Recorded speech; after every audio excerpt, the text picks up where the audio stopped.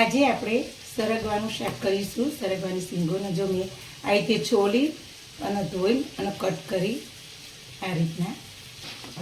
અને સરગવાનું શાક આપણે ચણાના લોટ વગર અને દહીં વગર બનાવવાનું છે, સિમ્પલ મસાલાથી. ચાલો બનાવીએ. આપણે કુકર લીધું, એમાં આપણે મોટા 2 ચમચા તેલ રેડીશું.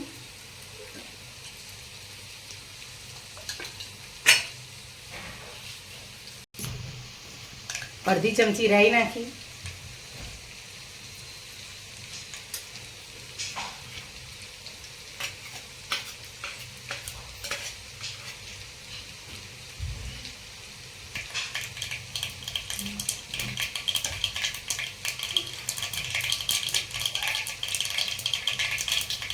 હવે આપણે 3-4 લસણની કળી કટ કરી લીધી નાખીશું.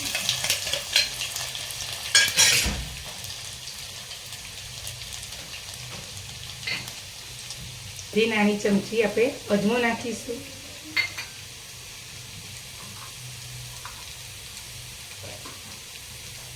ચપટી હિંગ નાખીશું.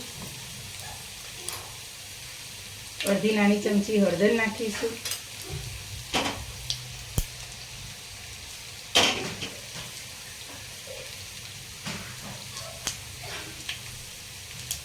હવે આપણે સરગવો નાખી દઈશું.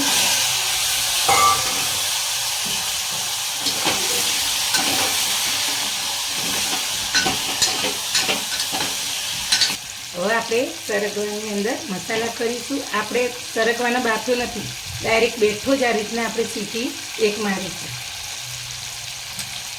સરગવાનું શાક આપણે શરીર માટે ફાયદાકારક હોય છે. આપણે હાથ પર દુખતા હોય, અડધી ચમચી હળદર નાખીશું.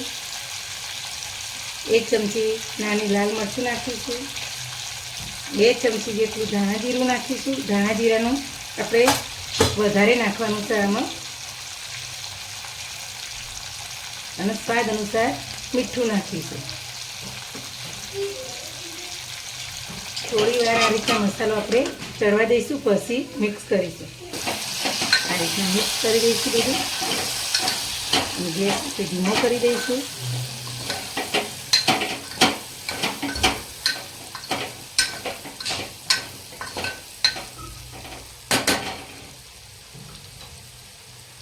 આપણે 2 ચમચી જેટલું પાણી રેડીશું.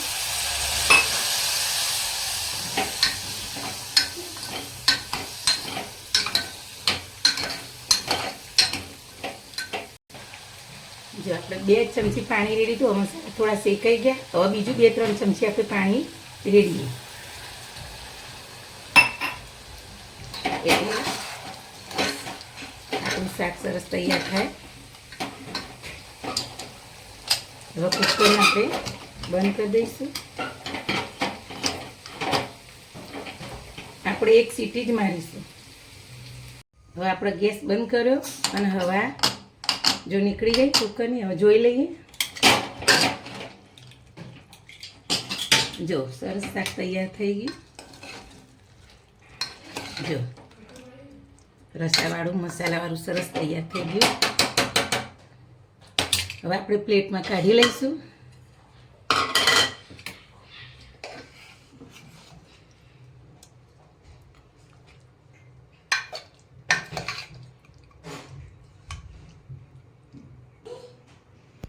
આપણું સરગવાનું શાક સરસ તૈયાર થઈ ગયું. સિમ્પલ મસાલામાંથી જ આપણે આ બનાવ્યું છે. રૂટિન રોજ આપણે વાપરતા હોય એમાંથી. અને આપણા શરીર માટે સારું. હાથ પગ દુખતા હોય, હાડકા દુખતા હોય તો સરગવાનું શાક આ રીતના ખાઈએ તો આપણા શરીરમાં સારું રહેશે. જો સરગવાનું શાક તૈયાર થઈ ગયું. મારી આવી નવી નવી ડીશ, નવી નવી વાનગી જોવા માટે મારી ચેનલને શેર કરજો, સબસ્ક્રાઈબ કરજો, લાઈક.